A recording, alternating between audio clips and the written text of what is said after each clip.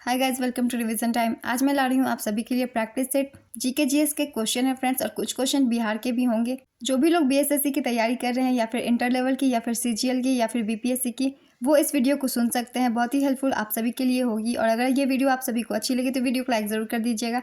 साथ ही bell icon press करके मेरे चैनल को भी सब्सक्राइब कर लीजिए। इस तरह के प्रैक्टिस सेट जीके जीएस के आपको आने वाले एग्जाम के लिए भी मिलते रहेंगे। तो चलिए फिर स्टार्ट करते हैं इस प्रैक्टिस सेट के सारे इंपॉर्टेंट क्वेश्चन। क्वेश्चन नंबर 1, प्रकाश के वर्ण विक्षेपण के अध्ययन के लिए किस उपकरण का प्रयोग किया जाता है? इसका आंसर है स्पेक्ट्रोमीटर। अल हिलाल नामक समाचार पत्र का प्रकाशन किसने आरंभ किया था? इसका आंसर है अबुल कलाम आज़ाद।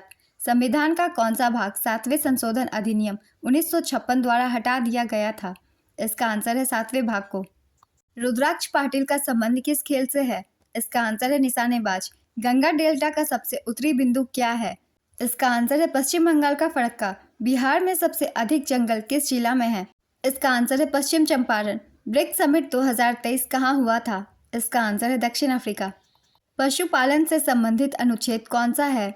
इसका आंसर है अनुच्छेद 48। सिविल संहिता का संबंध किस अनुच्छेद से है? इसका आंसर है अनुच्छेद 44। उलार धाम महोत्सव बिहार में कहाँ मनाया गया? इसका आंसर है पालीगंज, पटना। बिहार के किस जिले के मरचा चावल को अप्रैल 2023 में जीआई टैग दिया गया था? इसका आंसर है पश्चिम बंगाल। मरचा चावल बिहार के पश्चिम चंपारण जिले के चनपटिया प्रखंड में स्थानीय रूप से पाए जाने वाले चावल की एक किस्म है। यह चावल अपने सुगंधित स्वाद और चूरा बनाने के लिए प्रसिद्ध है। नेक्स्ट क्वेश्चन, 2023 में बिहार संग्रहालय बिनाले का कौन सा संस्करण पटना में आयोजित किया गया? इसका आंसर है दूसरा संस्करण। बिहार का चौथा कृषि रोड मैप कब लॉन्च किया गया? इसका आंसर है 18 अक्टूबर 2023। बिहार में कृषि रोड मैप की शुरुआत 2008 में हुई थी। ट्रैवल और टूरिज्म फेयर 2023 का आयोजन बिहार के किस शहर में किया गया? इसका आंसर है पटना। कौन सामान्य ताप पर ठोस अवस्था में पाया जाता है? इसका आंसर है आयोडीन। 2023 की यूनेस्को धरोहर लिस्ट में शामिल किस स्थल को 42वें यूनेस्को साइट के रूप में दर्जा दिया गया? इसका आंसर है होयसल टेम्पल, कर्नाटक। कर्नाटक के बेलूर, हेलीविड और सोमनाथपुरा के प्रसिद्ध होयसल मंदिरों को यूनेस्को के विश्व धरोहर सूची में शामिल किया गया। यह भारत के 42वें यूनेस्को विश्व धरोहर स्थल को चिन्हित करता है। नेक्स्ट क्वेश्चन, जनगणना 2011 के अनुसार भारत में दूसरा सर्वाधिक कम साक्षरता वाला राज्य कौन सा है? इसका आंसर है अरुणाचल प्रदेश। पहले स्थान पर बिहार है, जबकि तीसरे स्थान पर राजस्थान है। नेक्स्ट क्वेश्चन, वर्तमान में बिहार के महाधिवक्ता कौन है? इसका आंसर है प्रशांत कुमार शाही। वर्तमान में बिहार के विधानसभा के अध्यक्ष अवध बिहारी चौधरी तथा उपाध्यक्ष महेश्वरी हजारी हैं। नेक्स्ट क्वेश्चन, वीरांगना दुर्गावती टाइगर रिजर्व किस राज्य में है, जिसे हाल ही में टाइगर रिजर्व का दर्जा दिया गया? इसका आंसर है मध्य प्रदेश। मध्य प्रदेश का यह 7वां टाइगर रिजर्व होगा। देश में सबसे अधिक नेशनल पार्क मध्य प्रदेश में ही स्थित है। नेक्स्ट क्वेश्चन, बिहार में सबसे कम साक्षरता किस जिले का है? इसका आंसर है पूर्णिया। बिहार में सबसे कम साक्षरता पूर्णिया में है और सबसे अधिक साक्षरता रोहतास में है। बिहार की साक्षरता दर 61.80% है।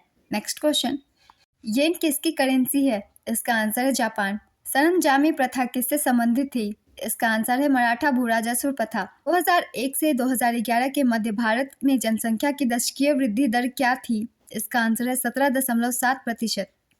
परम ताप किस नियम का परिमाण है? इसका आंसर है चार्ल्स का नियम। चार्ल्स के नियम के अनुसार परम ताप के बढ़ने पर गैस का आयतन बढ़ता है और परम ताप के कम होने पर आयतन कम हो जाता है। नेक्स्ट क्वेश्चन, जनहित याचिका की धारणा किस देश से उत्पन्न हुई? इसका आंसर है अमेरिकी गणराज्य। भारत में प्रथम विधि आयोग की स्थापना कब हुई थी? इसका आंसर है 1834। प्रथम विधि आयोग 1833 के चार्टर एक्ट के अंतर्गत सन 1834 में बना। प्रथम विधि आयोग का गठन 1834 ईस्वी में लॉर्ड मैकाले की अध्यक्षता में तत्कालीन वायसराय लॉर्ड विलियम बेंटिक ने की थी। स्वतंत्रता पश्चात सन 1955 में MC सीतलवाड़ की अध्यक्षता में प्रथम विधि आयोग का गठन किया गया।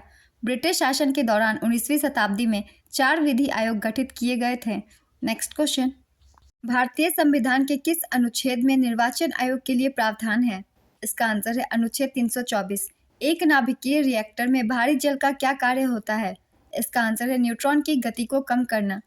रहला किस यात्री का यात्रा वृतांत है? इसका आंसर है इब्न बतूता। रहला अरबी भाषा में लिखा गया है। नेक्स्ट क्वेश्चन, आज़ादी का अमृत महोत्सव की याद में कहाँ अमृत वाटिका का निर्माण किया गया है?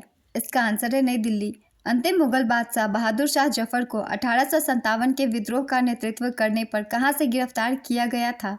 इसका आंसर है हुमायूं का मकबरा से। सितंबर 1857 में बहादुर शाह ने हुमायूं के मकबरे में अंग्रेज लेफ्टिनेंट WSR हडसन के समक्ष समर्पण किया था। नेक्स्ट क्वेश्चन, महारानी एलिजाबेथ ने ईस्ट इंडिया कंपनी को पूर्व में व्यापार करने हेतु राजकीय अध्यादेश कब जारी किया था? इसका आंसर है 31 दिसंबर 1600।